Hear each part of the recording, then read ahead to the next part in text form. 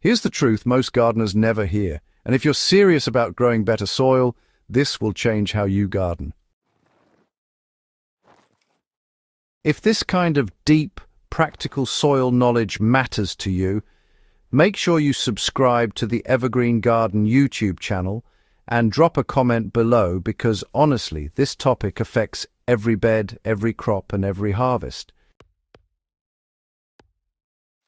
Many gardeners add compost year after year and still wonder why their soil never develops that dark, crumbly, sweet-smelling humus they're chasing. The problem usually isn't the compost. It's everything else happening, or not happening in the soil. Compost does not automatically turn into humus in real garden conditions. Compost and humus are not the same thing, even though they're often treated like they are. Compost is a partially decomposed material that still needs biological processing. Humus is the end product of long-term microbial transformation, chemically stable and resistant to further breakdown. When you add compost and expect humus to appear quickly, you're actually skipping a crucial biological step. Humus forms slowly, often over years, when soil microbes have the right environment to convert organic matter into stable carbon compounds. If those microbes are stressed, inactive, or constantly disrupted, compost simply breaks down and disappears without building lasting humus. Soil biology collapses when disturbance never stops. One of the biggest reasons compost fails to become humus is, constant soil disturbance. Frequent digging, tilling, or turning exposes soil microbes to sudden spikes in oxygen and ultraviolet light, breaks up those crucial fungal networks and, disrupts the delicate predator-prey relationships happening underground. Fungi are especially important for humus formation, and they're, honestly, extremely sensitive to disturbance. In gardens where the soil is dug every season, bacteria tend to dominate while fungi really struggle to establish themselves. Bacteria break down compost fast, releasing nutrients quickly, but they just don't build long-term humus efficiently. Fungal-dominated systems, on the other hand, convert carbon into stable humus over time. If you dig every season, you're actually resetting the soil biology before humus has a chance to form. Another hidden reason humus never forms is, nitrogen imbalance.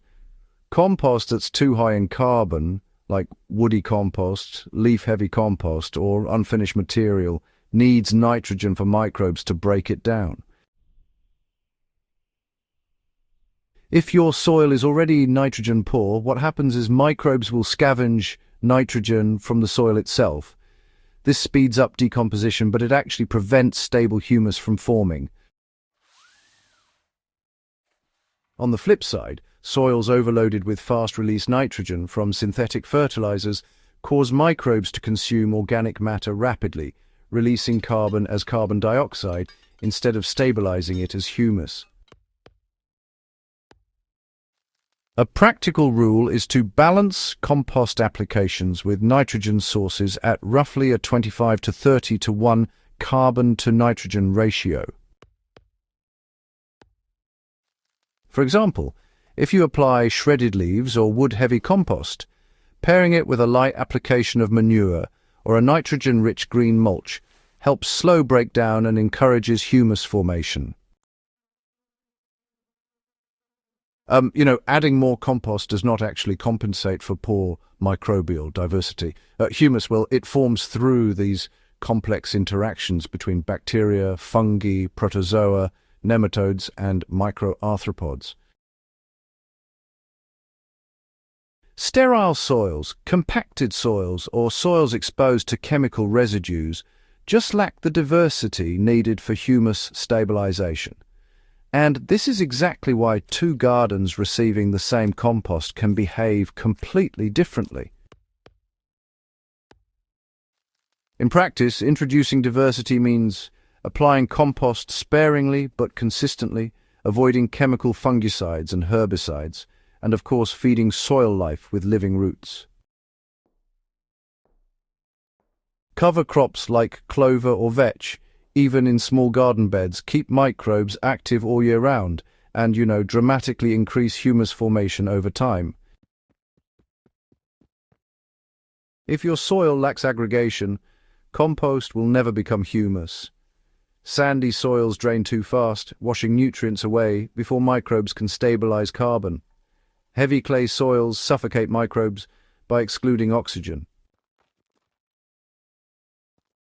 In both cases, compost breaks down but, fails to bind into humus.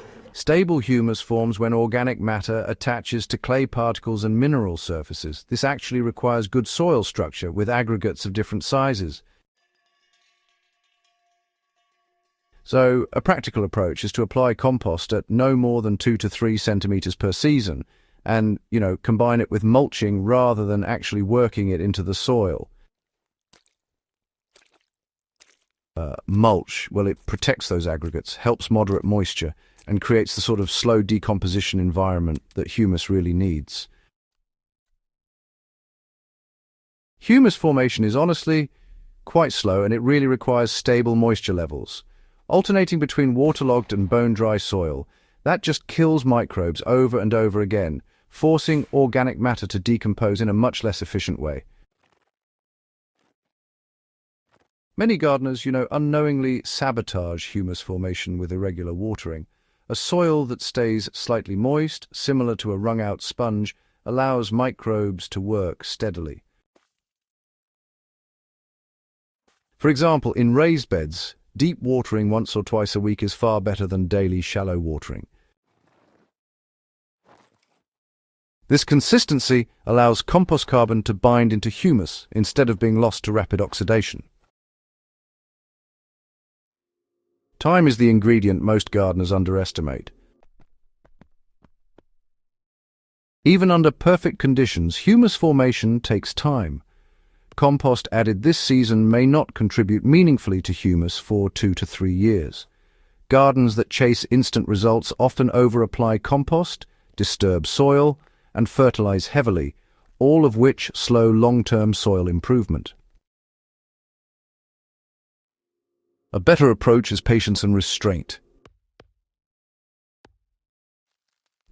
So, applying just 1 to 2 kilograms of finished compost per square meter each year, leaving roots in place after harvest and, protecting the soil with a bit of mulch will actually outperform heavy compost applications over time.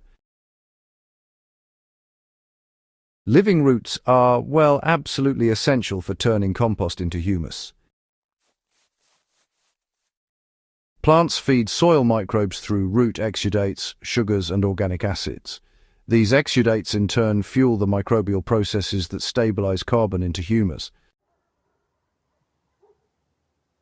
Bare soil, even when it has compost added, tends to lose organic matter really rapidly. One simple practice, is to underplant or succession plant so that roots are present for most of the year. For example, if you follow summer crops with legumes or grasses, it keeps microbial activity high and, honestly, it accelerates humus formation quite dramatically. If your soil isn't making humus, the fix is not more compost. The fix is, less disturbance, better balance, more living roots, and, honestly, a bit of patience. Compost should really be seen as a microbial inoculant and food source, not as a shortcut. When soil biology is protected and fed correctly, humus forms naturally and, stays for decades, transforming fertility, water retention, and resilience. If this guide helped you see soil differently, make sure you subscribe to the Evergreen Garden YouTube channel for more serious, no-nonsense gardening knowledge. Share this with another gardener who's still wondering why their compost keeps disappearing, and, leave a comment below with your soil type and challenges so we can keep the conversation growing.